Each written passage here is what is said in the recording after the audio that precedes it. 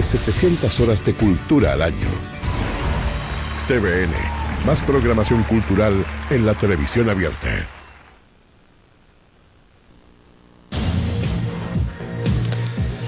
Cuenta la historia que una semana antes de morir, el expresidente de Argentina, Néstor Kirchner, le comentaba al ministro del Interior, de quien era en ese momento gobernante, en su primer periodo, su mujer, Cristina Fernández, que él le decía: no te preocupes, que el candidato presidencial voy a ser yo. Y básicamente su argumento era que él iba a ser el candidato presidencial y que Cristina no buscaría la reelección, porque un segundo periodo de ella lo que podría provocar era malestar y, digamos, mayor descontento social por el arrastre que se venía ya generando, pero que en cambio, si él se presentaba y probablemente ganaba, iba a traer cierto aire de una renovación, pero sin un brusco cambio ni giro en la política que se estaba realizando. Murió una semana después, Cristina tuvo que ser candidata y bueno, la sensación de malestar quedó reflejada en la votación del día de ayer, donde el kirchnerismo, el mundo peronista, perdió el poder y llega como presidente el próximo 10 de diciembre Mauricio Macri. De esto vamos a hablar esta noche aquí en Vía Pública. Están con nosotros, y los presento de inmediato, Paz Milet, académica del Instituto de Estudios Internacionales de la Universidad de Chile. Muchas gracias por estar aquí, bienvenida. Sí. Buenas noches. Javier Latorre, economista y académico de la Universidad de San Sebastián. Muchas gracias por estar aquí, bienvenido, buenas noches.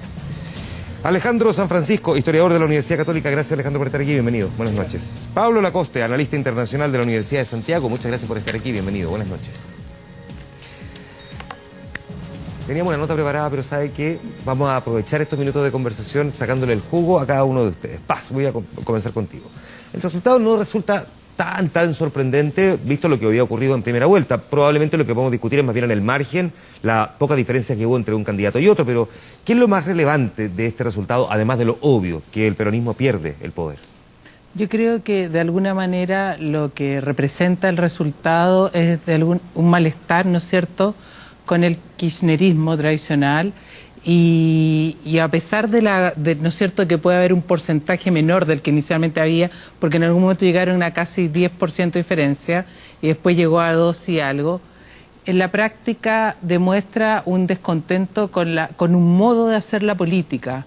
Si uno vio ayer los resultados, más que debate en referencia al contenido, ¿no es cierto?, era respecto a una crítica al modo, a cómo se había desarrollado la política durante estos últimos años.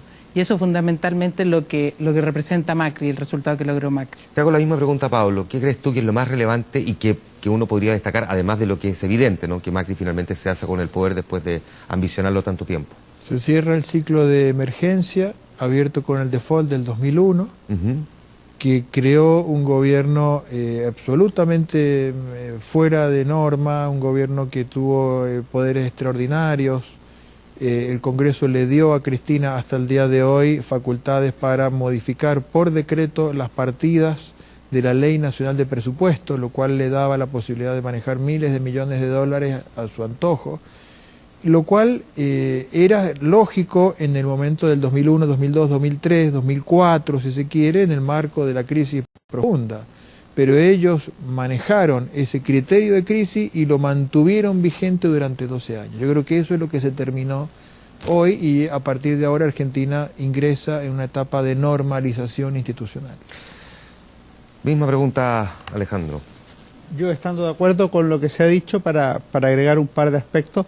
El primero me parece a mí que es la novedad partidista que hay. O sea, en una transición y consolidación democrática argentina, en que estaban acostumbrados a ganar los peronistas y los radicales, por primera vez emerge una fuerza novedosa, distinta. Y ojo con esto, que esto puede empezar a repetirse en distintos países. Si uno analiza las encuestas recientes en Chile, los partidos nuevos tienen mejor imagen o adhesión ciudadana que los partidos más antiguos. No sabemos cómo se va a consolidar eso, lo dejo planteado. Y lo segundo es que la victoria... No solamente a nivel latinoamericano, me imagino que tú también estás pensando, así como lo vivimos en Grecia, en España. Lo podemos ver en España ahora en el 20 de diciembre y es una cosa que hay que tener en la cabeza y evaluar en su momento. Y lo segundo es la importancia simbólica del triunfo de Macri en un continente que ha tenido una tendencia hacia el populismo o hacia lo que se puede llamar el chavismo, la revolución bolivariana en los últimos años. Si uno ve quienes celebraban ayer y quienes mandaban saludos, eso está más bien por la línea de lo que se podría llamar, aunque me parece estrecho el comentario para la política argentina, la centroderecha latinoamericana. Eso, desde el punto de vista histórico, no lo podemos analizar porque tenemos que ver qué pasa hacia el futuro. Pero sí es un golpe de efecto que puede tener consecuencias. Javier, miremos, démosle un primer vistazo también a la realidad económica, porque Argentina ha sido un país bien surrealista en su manejo y, como bien dice Pablo también, esta crisis que se origina a comienzos de la década pasada. ¿Sientes tú que lo que nos viene a demostrar ahora es el término de este, al menos, ciclo de emergencia y que lo que la gente está pidiendo ahora son cambios más profundos, incluso en el manejo económico? A ver, hay que entender que la economía argentina hoy tiene fallas estructurales de fondo.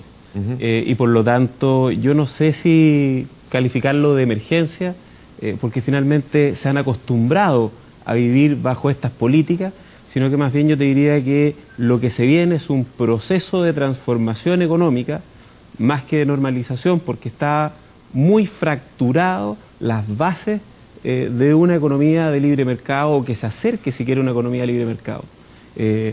Tiene problemas estructurales, por ejemplo, Argentina está absolutamente aislado de los mercados financieros internacionales. Eso le ha generado un déficit de inversión muy grande. Tiene un banco central completamente cuestionado. Y a eso hay que agregar dos elementos adicionales que tienen que ver con los precios.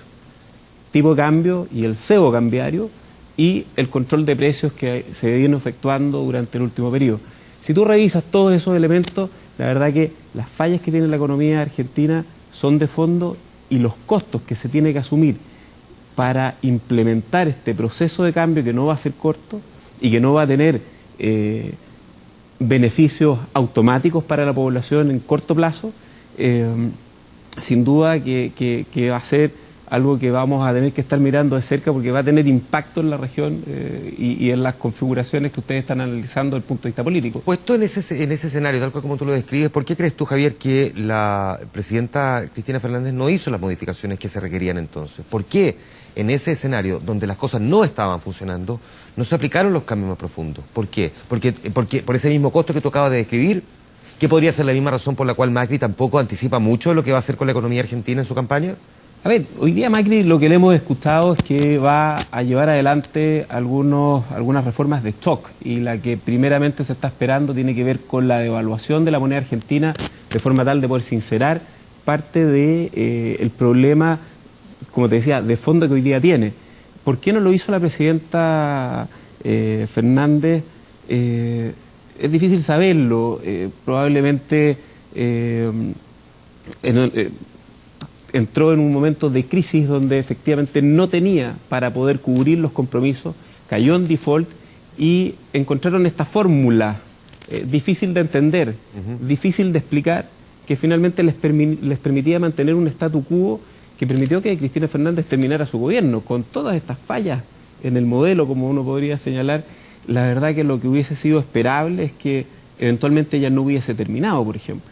Y sin embargo se las arregló, al menos para mantener un statu quo económico y terminar un gobierno. Y eso yo creo que fue finalmente el motor de lo que los fue llevando a este ajuste tras ajuste que fueron derivando en falla tras falla hacia el modelo. Déjame volver entonces un pie atrás, Paz, en un país que le enseñó al mundo, digamos, que el tango se baila de a dos, y donde la muerte de Néstor Kirchner a la presidenta Cristina Fernández no solamente le dejaba la cama vacía, sino que la mesa coja, por decirlo de alguna forma. ¿Cuánto le pudo haber afectado también a Cristina no tener a Néstor al lado, en esto que yo decía al comienzo, que después deriva en lo que él ya venía anticipando el 2010?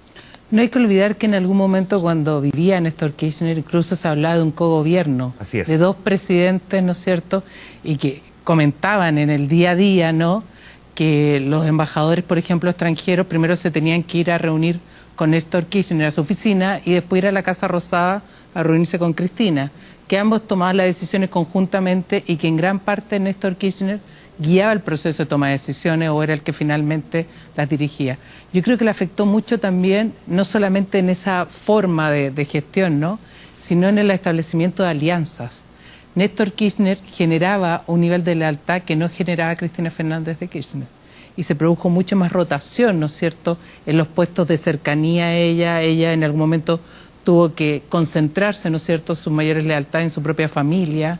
no tenía el contenido político que tenía Néstor Kirchner y Cristina Fernández. Por lo tanto, para ella sí fue un déficit no contar con él. Difícilmente vamos a saber si realmente hubiese estado él, las cosas habrían sido distintas, pero al menos sí hay un punto de inflexión. Ella vive el duelo, es la viuda, es reelecta con unos niveles de apoyo que no se esperaban. En algún momento se pensaba que esto iba a ser la debacle, y ahí, digamos, empieza a vivir su verdadero caso. Claro, porque además la verdad es que no se esperaba que ella fuera una reelección. Así es. Ella fue, de alguna manera, cuando se vio que la única opción era la figura de la candidata viuda, que no había otra posibilidad de recambio y de continuidad de una revolución. No olvidemos que en algún momento se habló de una revolución que durara 1000 años. La expectativa fue que finalmente duraron 12 años. Ellos nunca lo esperaban, se esperaba que había una continuidad, y de eso Scioli no era el mejor candidato para ellos, ¿no? Y por eso de alguna manera tuvo tan poco apoyo Cristina Fernández. Nosotros veíamos que los analistas argentinos decían que la gran culpable de esta derrota es ella misma, porque ella fue la principal jefa de campaña. Si no hubiese sido Scioli, yo sé que es un poco tarde para plantearse esto, Pablo, pero ¿quién debía haber sido el candidato entonces? Porque la estrechez en los resultados da cuenta de que uno podría pensar que en estricto rigor no necesariamente hay una pasada de cuenta masiva en contra del gobierno de Cristina. Puede que en parte sí, pero también en parte porque el candidato no era lo suficientemente potente, fuerte. Al peronismo, digamos, la gente al peronismo le exige candidatos con personalidad propia, no tanto manipulables. Y se decía que Scioli más bien era manejado por Cristina. Claro, el problema es que Cristina no lo quería a Scioli, pero no tenía ningún candidato que midiera con su estilo tan autoritario de gobierno. No permitía el crecimiento de figuras autónomas. Entonces, en el momento de armar las listas, se encuentra con que ninguno de los que tienen su confianza miden. Entonces dijimos, ¿qué hacemos? Ellos tienen tantas acusaciones de corrupción, algunos de ellos muy graves, para ellos era una tragedia perder el poder. Entonces ella razonó, con Scioli por lo menos tengo un poco más de chances de mantener en el poder y evitar que se me vengan después todos los juicios encima, porque mientras ella estuvo en el poder, el aparato de la justicia argentino fue muy presionado, entonces los jueces y los fiscales eran expulsados, tenían que renunciar, aparecían suicidados, bueno, un montón de situaciones muy raras. Cuando ella deja de tener el poder para presionar, esa justicia se libera, respira y puede entonces dar curso a las denuncias que hay de corrupción. Entonces ella se buscó un candidato que no era de su confianza, ni de confianza de nadie de la Cámpora, ni del kirchnerismo, pero era el que mejor medía para ganar. Y ese candidato aceptó. No nos olvidemos que hace 2 años, cuando Massa dio el salto en las elecciones parlamentarias, Scioli se iba con él. Y a último momento algo ocurrió que pudo ser que Cristina le garantizó que iba a ser el candidato presidencial ahora. Por eso Scioli le soltó la mano a Massa y se quedó dentro del gobierno. Massa, el tercer candidato más votado, Sergio Massa, que es peronista, pero que es, digamos, no es precisamente kirchnerista, y de hecho se volvió por lo mismo el candidato outsider, por decirlo de alguna forma. Veo un punto que sería bueno agregar. Hemos visto, llamémosle la crítica a Cristina Fernández, hemos visto los candidatos y particularmente el candidato peronista. Creo que es fundamental rescatar lo que fue el espíritu de la campaña. Si uno ve la campaña en términos estrictos, en la última etapa al menos, la campaña de Macri aparecía como una propuesta de futuro. En cambio, la propuesta de Cristina Fernández o de Scioli aparecía anclada al pasado y los mensajes iban en esa dirección. El sí se puede es verdad que se ha usado mucho, lo usó Obama, el Yes We Can, y se usaba acá en Chile, y se ha usado en muchos lados. Pero la verdad es que fue una campaña crecedora, fue una campaña animante, alegre, y en la última semana, mientras Cristina Fernández destacaba los quiebres, o en el último debate Scioli le cargaba culpas a Macri y campañas del terror, en el caso del candidato del cambio, lo que él enfatizaba era la propuesta de futuro, la necesidad de trabajar juntos, de hermanarnos en las propuestas, de sumar a todos, o sea, era una campaña más amable, menos agresiva que lo que había sido lo otro. Y a mí me parece que eso también desempeña un papel en resultados que son tan estrechos. Entonces, si uno va viendo, cuando se van juntando factores, si cada factor me suma unos cuantos miles de votos, eso puede dar el resultado final. Ya, déjame preguntarte, Javier, el presidente Néstor Kirchner entre el 2003 2003 y el 2007 tuvo un crecimiento promedio al año del 8%, y eso que se tuvo que hacer cargo de la devaluación, en el fondo, después de la dolarización de la economía, asumir la especificación, lo que tuvo además todo un impacto, y ya sabemos en lo que fue derivando incluso, que para Chile el efecto más evidente fue que nos cerraron la llave del gas, en la práctica. Que con sus bemoles, con las diferencias que uno podría encontrarle en montones de aspectos, el presidente Kirchner encontró bien, de una forma bien sui generis, una manera de sacar adelante a Argentina. En esta realidad que se describía también, en la que se decía, mira, le decía a los organismos internacionales, si te debo $1 es mi problema, es un problema moral, te debo $1, pero si te debo $1.000 millones, en realidad el problema es tuyo, no te lo tengo cómo pagar, si no hay cómo cobrármelo. Y efectivamente le funcionó, al menos logró pasar cambio y sacar adelante de alguna manera al país. No solamente en materia económica, quiero decir en materia política, se atrevió a meterse con jueces, abordó el tema de los derechos humanos, se puso del lado de la ciudadanía muchas veces, incluso él salió a protestar en algunos casos. ¿Qué le pasó a Cristina que no logró recoger eso que tenía desde el punto de vista económico e incluso político de Néstor? No, económico tiene una explicación muy simple. Esa realidad que le tocó a Néstor Kirchner es una realidad ficticia. Con el Banco Central bajo tu dirección y la posibilidad de emitir moneda local sin mayor problema, los 2 primeros años, los 3 primeros años, efectivamente tú logras mantener un nivel de crecimiento amparado básicamente primero en las brechas que existen de capacidad, de uso de capacidad, y de una inflación que se tutea hacia adelante. Lo que le toca recoger a Cristina es un gobierno endeudado, es inflación contenida, que se traduce en cada vez menor disponibilidad de divisas, de dólares, que hoy día las reservas internacionales están reducidas a su mínima expresión, y en definitiva es un escenario que no es sostenible. Por lo tanto, comillas, es una pequeña fiesta que tú puedes sostener durante 2, 3 años y luego vuelves a caer, sin ir más lejos. Acá en Chile lo vivimos el año 70, 71 y casi en el 72. Y luego aparecen todos los problemas asociados a ese empuje o empujón económico basado en esta distorsión del modelo. Por lo tanto, ahí está básicamente la explicación de lo que le toca vivir a Cristina, que es recoger un poco las consecuencias de esta pequeña fiesta económica que se vive al tener el control del Banco Central. Tomamos rumbo ahora a los desafíos de Macri, y la primera cosa que tengo que preguntarte, Paz, es si Macri va a poder con el Parlamento tal cual está conformado ahora. Bueno, yo creo que tiene muchas dificultades porque no tiene mayoría en el Parlamento, pero también la oposición se encuentra muy dividida y él logró de alguna manera consolidar algunas de las gobernaciones más importantes del país. Entonces también eso de alguna manera equipara. Pero él tiene muchísimos desafíos, no solamente en el tema de gestión, y ya ha dicho que va en vinculación con el Congreso, ha dicho que va a tener mano dura para en caso de desbloquear los posibles bloqueos que ahí se hagan, pero también tiene el desafío de mantener la coalición. Él va al poder con la Unión Cívica Radical y el grupo de Carrió. Entonces, mantener esa coalición también es un desafío, lograr el consenso para de alguna manera llevar adelante, no solo versus la oposición, sino también aglutinar a la coalición con la que va, que es una bastante diversa, ¿no? Ya. ¿Es una coalición que le prestó apoyo para ganar la elección o es una coalición que se conformó porque creyó en el proyecto tras de Macri? Bueno, inicialmente que era una coalición proyecto victoria, ¿no es cierto? Así es. Pero ahora se habla de alguna manera de ciertos elementos en comunes que permitirían llegar con mayor continuidad. De hecho, bueno, ayer en el discurso cuando recibió el cargo, ¿no es cierto?, dijo, yo les pido que por favor no me dejen, no me abandonen, porque él quiere, existe todo, ¿no es cierto?, la mística, la idea de que pueden seguir adelante, pero también versus que los últimos presidentes que no han sido peronistas no han logrado terminar el cargo, ¿no? Un tema que quiero abordar en un segundo más, pero antes, tú miras desde la órbita política algo que es bien relevante. Déjame llevarlo a la órbita de los sindicatos. ¿Cómo Macri se va a relacionar con los sindicatos? Muchos sindicatos que están mucho más cercanos al mundo kirchnerista que a su raigambre política. La principal reivindicación de los sindicatos tiene que ver con el impuesto a la renta.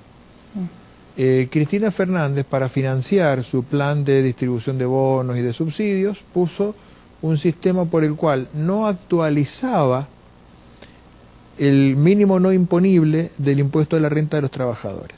Entonces, al haber una inflación muy alta, los salarios nominalmente subían, aunque no subía el salario real, subía el salario nominal, pero no se actualizaba el mínimo no imponible. Entonces fueron cada vez pagando más impuestos los trabajadores.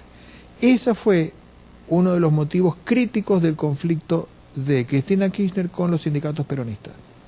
Y eso es lo que ellos van a exigir que Macri les resuelva. Y Macri ya dijo en su primer discurso que va a ocuparse de eso y que va a resolver el problema. Lo que pasa es que eso implica menos ingresos para las arcas fiscales. Claro, que ya están bien diezmadas. Que ya están diezmadas. Entonces, ¿cómo va a hacer para evitar que haya una espiral inflacionaria? Si tiene menos ingresos, si además tiene que bajar las retenciones a las exportaciones de los granos, va a tener que desactivar entonces muchos subsidios, muchos planes sociales, entonces se le puede desarmar por el otro lado la confianza del pueblo. Entonces, ahora Macri va a tener un margen muy difícil, la negociación que va a tener que hacer con los sindicatos va a ser muy, muy complicada. ¿Se le va a hacer cuesta arriba? ¿Crees que ellos podrían bloquearle, o sea, terminar siendo mayor oposición a los sindicatos que el mismo Parlamento en el caso de Macri?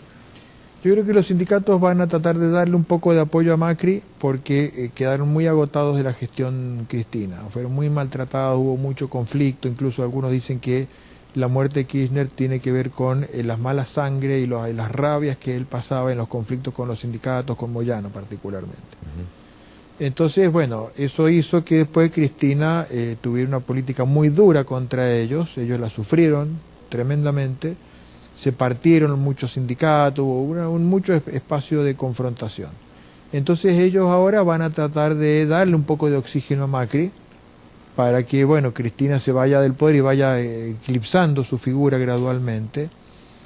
Pero claro, igual tienen que exigir que le resuelvan el problema del alto impuesto a las ganancias que pagan los trabajadores. Entonces ahí tenemos un punto crítico, ¿no? Alejandro, a propósito de lo que decía Paz también recién, hace prácticamente 90 años, 87 años, que un presidente no peronista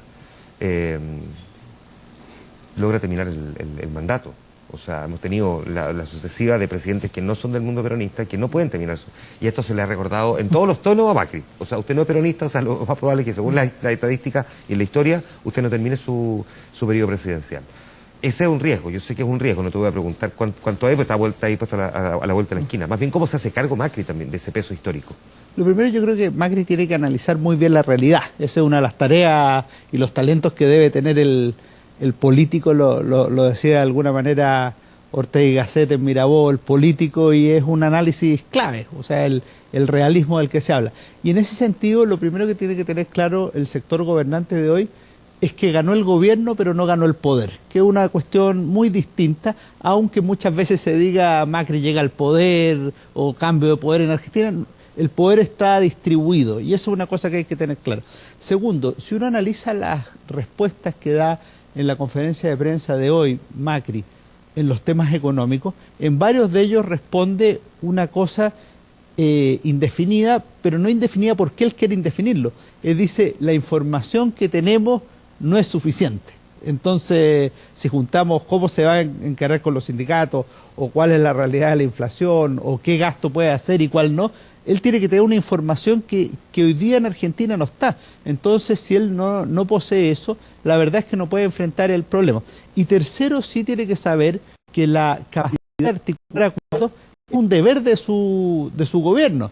Acuerdos ad intra, o sea, con los radicales, por ejemplo, y también frente a los que han sido adversarios en su campaña. Y lo dijo anoche, a mí me parece de manera muy clara, respecto de la gente que votó por Scioli, pero también de la misma estructura partidista de Scioli, probablemente desvinculando a Cristina de eso. Y en ese sentido a mí me parece que él a lo mejor debiera plantear 2 o 3 cosas de estas que se llaman ideas, acuerdos de Estado, acuerdos nacionales, que debieran enfrentarse en conjunto.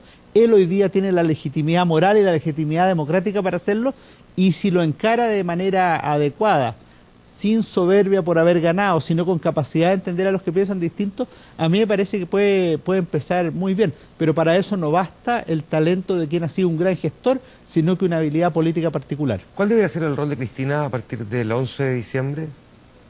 Bueno, yo creo que ahí hay varios desafíos para ella. Ella, de alguna manera, tiene que vencer esta lógica que la sitúan como la gran culpable. Y ayer cuando va a votar y se acerca a la prensa, de alguna manera trata de rescatar lo que ha sido su gestión y de alguna manera compensar eso que ya estaba viendo ella, que era la pérdida y cómo iba a asumir ella.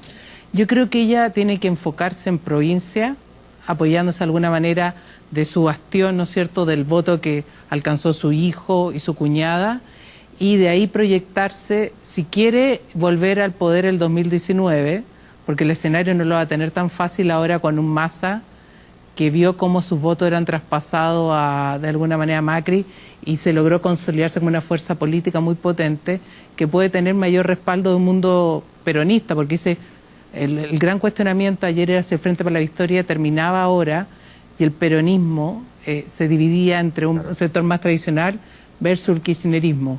Si Cristina quiere seguir siendo el referente del kirchnerismo o quiere enfocarse en la provincia y después asumir una mirada más nacional y volver al poder el 2019. Porque, Pablo, por otra parte, también siempre se dice, no, lo que pasa es que el gobernante cuando deja el poder termina siendo el gobernante en las sombras, pero la verdad es que hemos visto que el que llega es el que toma el control, la rienda y finalmente termina siendo realmente el presidente. Como que hay mucho de mitología también. Además, en este caso es imposible porque el que asume es contrincante. Por lo tanto, ¿cuál debería ser el rol de Cristina hoy día? ¿Dónde la deberíamos ver?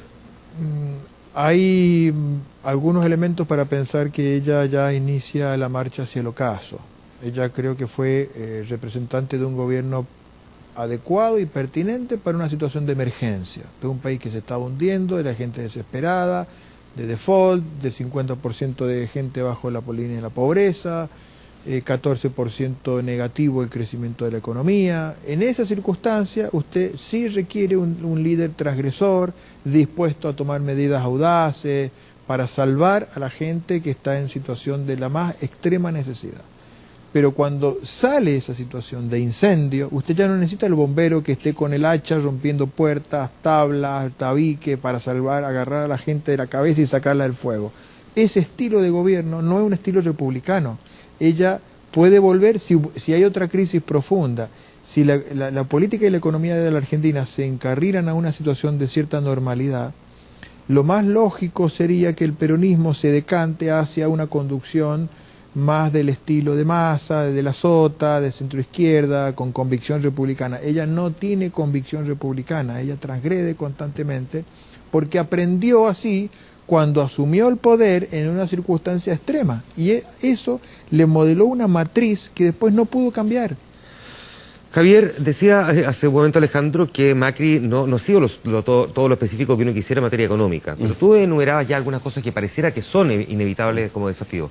Según tú, ¿cuál es el ABC de las cosas que podría hacer Macri? Porque aquí se ha dicho reforma tributaria, por lo menos a los sectores de mayores ingresos, reducción de programas de beneficio social, por otra parte la devaluación, el sinceramiento de la economía. Lo primero es entender que después de que los bomberos entraron con el hacha, con la picota, dejaron esta casa con fallas estructurales graves, que reconstruirla va a tener un costo muy alto para la población. Eso que tú mencionabas, probablemente una reforma tributaria o algo que busque incrementar la recaudación, no creo que sea necesariamente lo más costoso. Lo que va a generar mayores costos a la población, por ejemplo, tiene que ver con el proceso de devaluación, el control de precios que hoy día existe sobre ciertos bienes básicos y que van a tener que irse liberalizando de manera de Argentina o de la Argentina una economía competitiva en el contexto internacional. Son medidas tan audaces como que se pudieron haber tomado en el periodo de incendio o probablemente más, porque van a tener un costo para la población, sobre todo en un corto plazo, muy alto. Yo no sé, no lo sé, si es que efectivamente va a permitirse Argentina hacer todas estas reformas. Me da la idea de que va a ir en cierta gradualidad. ¿Por dónde deberán partir? Probablemente van a partir por devaluaciones paulatinas. Tienen sí o sí que reinsertarse en el contexto internacional, en los mercados financieros para poder obtener recursos. Eso va a pasar por negociar con los actuales tenedores de bonos que tienen una demanda puesta en Nueva York y un fallo a favor de ellos, y por lo tanto Macri va a tener que acercarse a negociar. Los bancos de inversión están dispuestos a girarle ciertos montos a Argentina para poder iniciar ese proceso de negociación y recién ahí, sobre esas bases, comenzar a construir y a reconstruir la economía argentina. Una última cosa, Alejandro, que podría haber pasado medio colado en el día de ayer, pero yo creo que no tanto, es que sube al escenario Macri a la mujer del principal líder opositor de Venezuela. Y de hecho invoca la cláusula democrática. Ya había dicho que lo iba a hacer, pero ya ahora es evidente que lo está haciendo para que Venezuela salga del Mercosur. ¿Cuánta viabilidad tiene, digamos, esto que está pidiendo Macri? ¿Y qué podría pasar en la relación Macri con esos países de la órbita más bien chavista? En esto Macri ha sido muy consistente, o sea, no es que él haya cambiado de discurso en el último minuto. Así es. A mí me parece que ese gesto simbólico de recibir a la mujer de Leopoldo López, que ha tenido un circuito internacional bastante intenso y del cual Macri es una de las partes, es una señal muy clara. Hoy cuando se le preguntó en la conferencia de prensa de la mañana, él dijo o reiteró la necesidad de invocar la cláusula democrática en el Mercosur, considerando la persecución que hace el gobierno venezolano a los opositores. Esto ha tenido denuncias internacionales, por ejemplo, desde Chile, el expresidente Eduardo Frei Ruiz-Tagle, y en España Felipe González. O sea, esto es algo que se está diciendo bastante. Y yo tengo la impresión que Macri en esto va a ser consistente, entre otras cosas porque yo creo que su liderazgo tiene una repercusión que va más allá de la disputa peronismo-antiperonismo o kirchnerismo-oposición. Yo creo que Macri sí puede insertarse en un liderazgo regional en lo que se llamaría las ideas de la libertad o la internacional liberal. Es súper difícil ubicar a Macri porque algunos medios europeos lo llaman conservador, pero esa es una lógica más bien europea. Claro. En otra lógica podría llamársele liberal. En cualquiera de los dos casos, él está en un circuito que en Chile estaría el presidente Piñera, estaría a nivel internacional Mario Vargas Llosa y otras tantas figuras que se reúnen cada cierto tiempo en distintos lugares y que forman parte de ese eje que denuncia el populismo, Perfecto. la dictadura cubana y la dictadura venezolana, con la cual hay mucha condescendencia en los gobiernos de la región. Entonces, en ese sentido, a mí me parece que Macri quiere y puede jugar ese rol. Paz, Alejandro, Javier, Pablo, a los cuatro muchísimas gracias por haber venido a conversar con nosotros sobre Argentina. Vamos a tener tiempo además de ir mirando cómo empieza el devenir de la instalación del gobierno de Macri. Muchas gracias a los cuatro por haber estado aquí. Muchísimas gracias. Muchas gracias. Buenas noches. Tenemos pausa. Nos queda vía pública. Hablemos de